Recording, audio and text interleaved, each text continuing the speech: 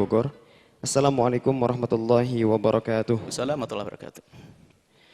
Buya, saya ingin bertanya Buya, apakah ada hadis atau riwayat bagi seorang wanita yang selalu menolak untuk menikah? Karena saya punya anak gadis yang susah sekali untuk menerima laki-laki yang ingin melamarnya.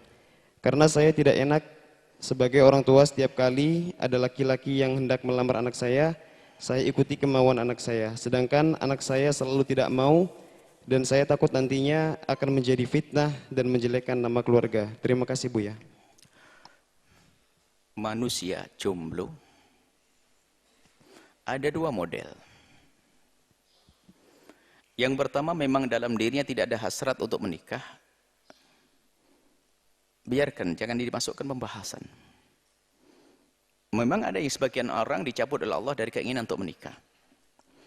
Atau ada sesuatu yang menjadikan dia tidak bisa menikah. Macam-macam sebabnya, Allah alam. Menjadikan dia tidak bisa menikah karena sesuatu yang... Dan dia memang tidak ada ke arah sana juga.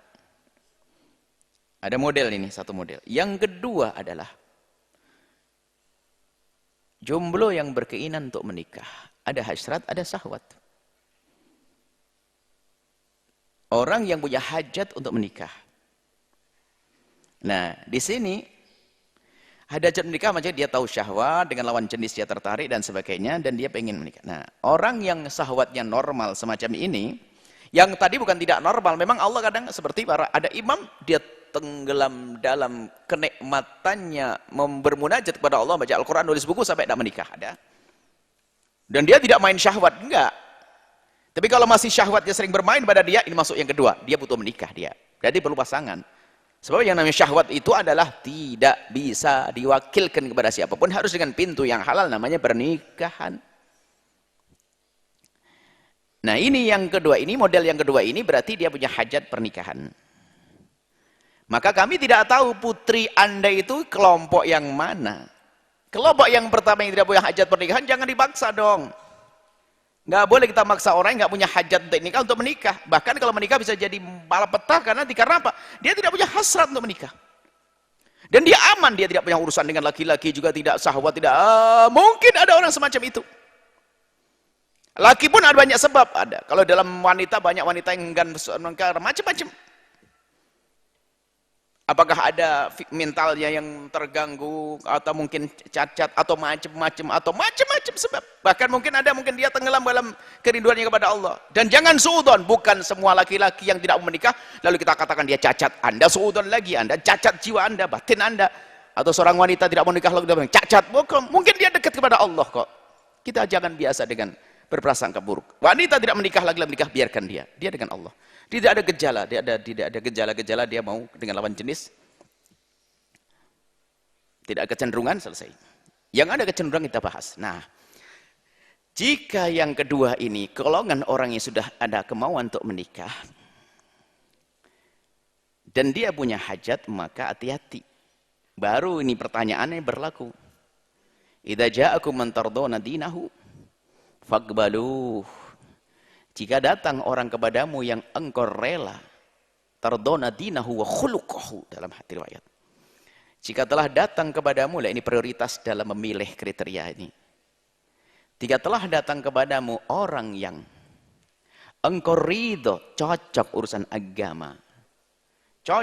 agama, dan akhlaknya cocok,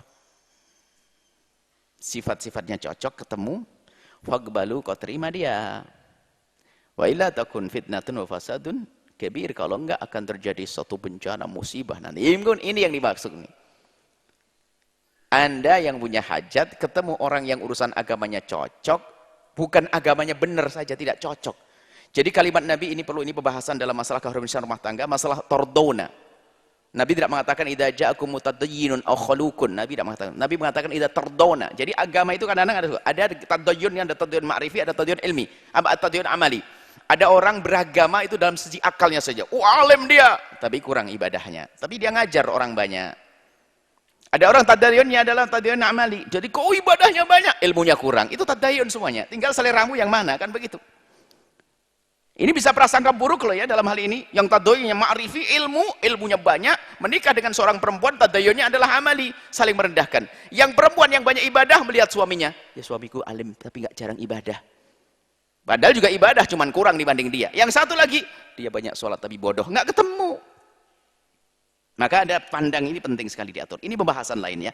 Intinya bahwasanya ada, kalau orang yang urusan agamanya sesuai dan kau cocok, kemudian adab akhlaknya kau cocok, jangan kau tolak. Kenapa? Kau hajat di sini.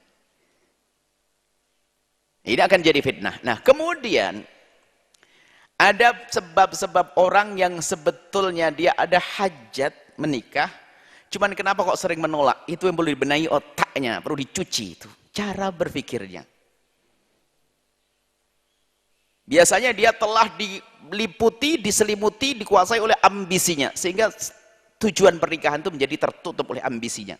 Ambisi karir. Ini biasanya karir, ngejar karir.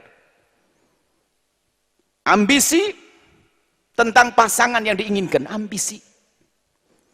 Padahal bumi Allah kan luas. Dunia tidak seluas daun kelor. Masih banyak calon-calon. Cuman dia telah membatasi karena ambisinya. Susah dia menikah. Misalnya seorang laki-laki, saya harus menikah dengan seorang perempuan yang direktur apa. Perempuan, saya harus menikah dengan seorang ustadz. Nunggu ustadznya nggak ada ngelamar dia. Jomblo sampai tua. Atau saya harus menikah dengan seorang insinyur. Ngapain dibatasi? Saya harus menikah dengan seorang dokter. Ya ini yang menjadikan dia susah menikah. Dokter hanya berapa sih di negeri ini? Insinyur hanya ada berapa? Kenapa kita tutup peluang sebesar-besarnya dari manusia? Nah ini makanya biasanya itu yang dicari. Maka kriteria boleh tanamkan kembali. Apa yang kau cari di balik pernikahan itu? Jadi mungkin ini ibu yang bertanya atau saudari ibu yang bertanya, mungkin kita perlu duduk manis dengan anak ini, takut tertutup oleh ambisinya. Ambisinya karir. Padahal dia sudah dapat karir, dia tertutup lagi ambisinya. Pasanganku harus sama karirnya dengan saya. Bodoh lagi dia. Sehingga karena dia sudah punya ekonomi tinggi, gaji tinggi, dia nggak mau menikah dengan kecuali laki-laki yang gajinya lebih tinggi dari dia. Yang gajinya lebih tinggi dari dia sedikit, dan mungkin juga nggak mau dengan dia. Ayo, mau apa nanti setelah itu? Padahal tidak harus gaji tinggi, tapi mungkin akhlaknya lebih tinggi, ilmunya lebih tinggi, atau mungkin kebijakannya lebih tinggi. Bisa saja orang lebih rendah dari dia dari ekonominya. Mungkin. Jadi perlu berpikir cerdas. Banyak wanita tertunda menikah karena dia kuasai oleh ambisinya. Ambisi karir, ambisi bisnis, ambisi-ambisi. Padahal kalau diajak bicara cerdas, kau butuh apa sih? Ada seorang wanita, anggap saja menikah butuh 5 hal. Ada wanita yang menikah butuh 5, ada butuh 4, ada butuh 3, ada butuh 2, ada butuh 1. Ada perlukan 5, 2, 4, 1. Tergantung. Ada wanita menikah pertama memang dia perlu nafkah. Dia perlu kepentingan yang sangat pribadi, hubungan pribadi. Pengen keturunan. Pengen status. Dan pengen ada 5 misalnya. Maka dia harus mencari 5 karena dia pengen nafkah. Oke. Tapi ada yang mungkin saya nafkah gak perlu. Karena dia kaya. Ya jangan disebutkan di sini. Membatasi nanti. Ya sudah, saya tidak perlu karena nafkah sudah banyak duit, saya sawah berhektar-hektar, saya nggak perlu ini. Tinggal saya apa? Laki-laki soleh bisa berikan keturunan yang baik, yang bahkan disebut di dunia dan di akhirat. Saya akan cari keturunan yang baik. Tapi dia nggak punya duit. Ngapain? Saya punya duit kok. Nah, cerdas nih perempuan ini. Atau saya sudah punya anak, janda saya. Saya apa? Saya pengen, sudah saya perlu nafkah saja. Oke, nafkah. Anak jangan dipikirkan lagi. Kenapa? Jadi beberapa hal harus dipangkas dulu supaya maju. Sebab kadang-kadang dengan ambisi, sampai tiba-tiba dikagetkan usianya sudah 40, 37, 45 dan sebagainya, karena dia dikuasai oleh ambisinya. Padahal untuk mendapatkan yang halal sangat mudah. Kesenangan bisa dicari dengan halal dan mudah, tanpa harus berbelit-belit. Maka, jika ada orang yang susah menikah, mungkin golongan orang yang tidak mau menikah. Tapi jika golongan orang yang pengen menikah, biasanya perlu diajak berpikir cerdas sedikit. Apa yang Anda cari? Kenapa suamiku harus seperti itu? Suamiku harus seorang insinyur. Suamiku harus seorang dokter. Suamiku harus seorang ustadz. Ya kan? Akhirnya nanti paksakan ustadznya, ustadz gak bener amat. Dapat dokter jahat. Insinyur culas loh kan repot nanti. Standarnya adalah bukan itu. Kebaikan. Mentardona dinahu wa khuluquhu. Yang kau senang urusan agama dan akhlaknya. Terserah dia. Biarpun suatu ketika mungkin harapanku kalau bisa sih, itu kalau bisa. kalau bisa ya 4. Dia ganteng, berduit, lembut perilaku, agamanya oke. Tapi kalau ada agama fadfar bidajid dini taribat yadak, agama terlebih dahulu itu. Jadi ibu yang bertanya, kelihatannya perlu difahamkan kepada putri Anda. Mungkin golongannya memang tidak mau menikah dan Anda bisa melihat itu semuanya. Kalau memang dia adalah jarang berinteraksi dengan laki-laki atau bahkan tidak pernah bicarakan, berarti dia aman termasuk golongan yang tidak ingin menikah. Atau golongan yang kedua adalah pengen menikah, maka perlu diajak bicara tentang kriteria, tentang ambisi, tentang keinginan, tentang cita-cita dalam pernikahan.